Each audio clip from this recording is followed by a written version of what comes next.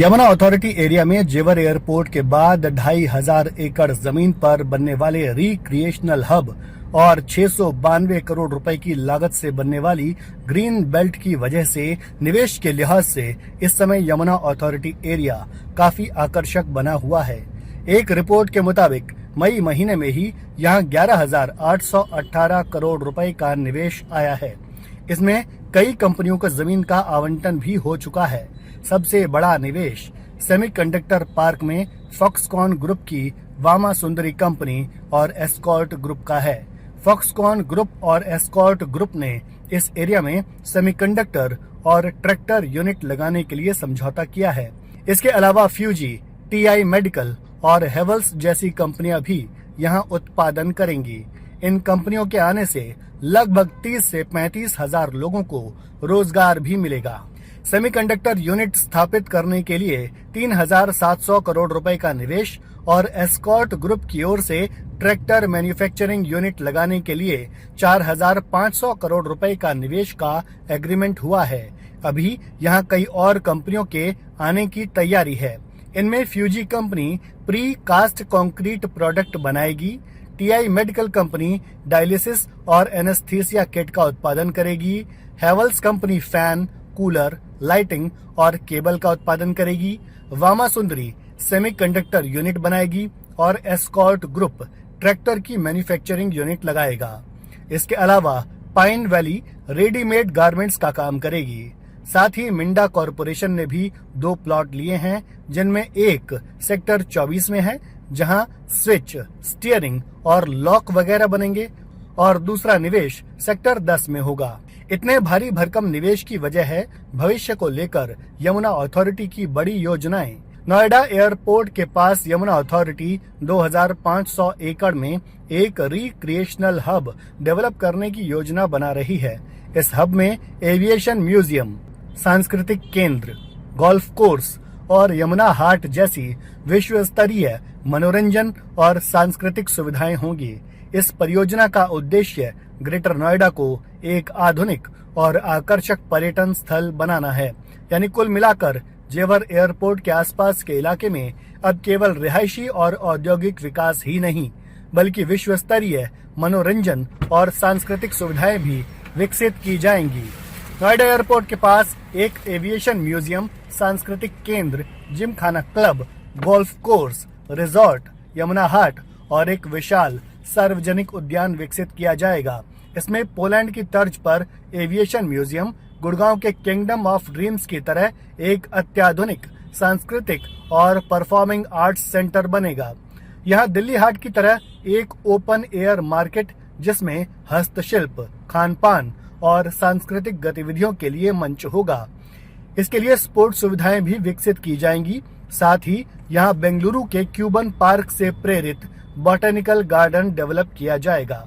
Yamuna authority के CEO doctor Arunvir Singh का कहना है कि यीडा सिटी को वर्ल्ड क्लास सिटी की तर्ज पर डेवलप किया जा रहा है।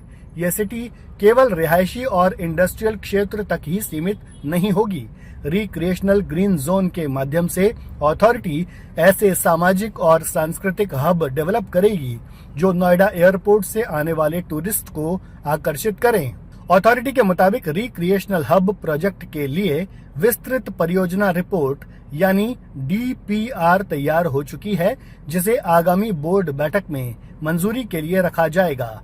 इसके बाद जिन सुविधाओं में टिकट आधारित प्रवेश होगा, उनकी जमीन को निजी क्षेत्र को आवंटित किया जाएगा। बाकी परियोजनाएं पीपीपी यानी पब्लिक प्राइवेट पार्टनरशिप मॉडल के तहत डेवलप की जाएंगी। रिक्रिएशनल क्लब के अलावा यमुना अथॉरिटी यमुना सिटी का सिंगापुर और लंदन की तर्ज पर ब्यूटिफिकेशन करने की भी तैयारी कर रही है। यमुना एक्सप्रेसवे के किनारे स्थित यीडा सिटी को सिंगापुर और लंदन की तर्ज पर डेवलप किया जाएगा।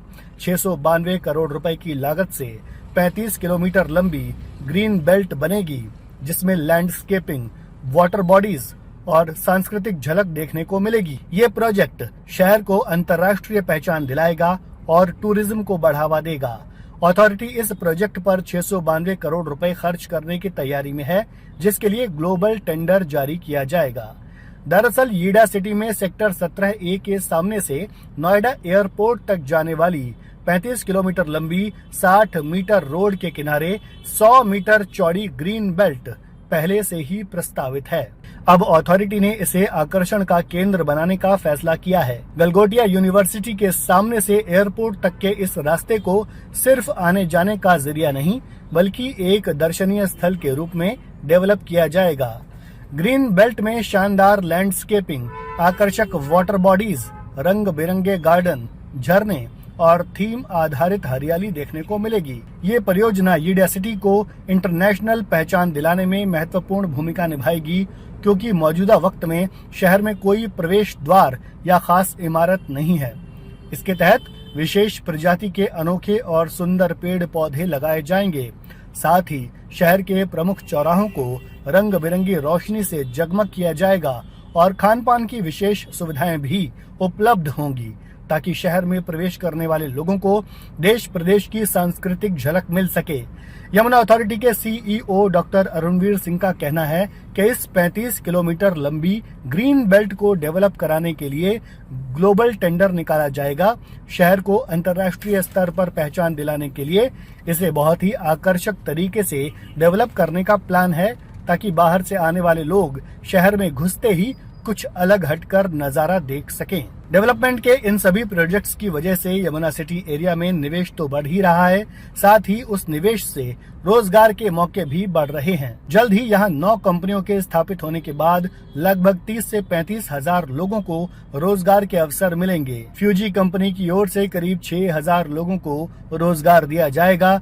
एस्कॉर्ट ग्रुप की ओर से भी लगभग 5,000 लोगों को रोजगार मिलेगा। इसके अलावा रेडीमेड गारमेंट यूनिट से भी लगभग 6,000 लोगों को रोजगार मिलने की उम्मीद है। इसके अलावा अन्य कंपनियों का मिलाकर कुल लगभग 30 से 35,000 लोगों को रोजगार मिलने की उम्मीद है।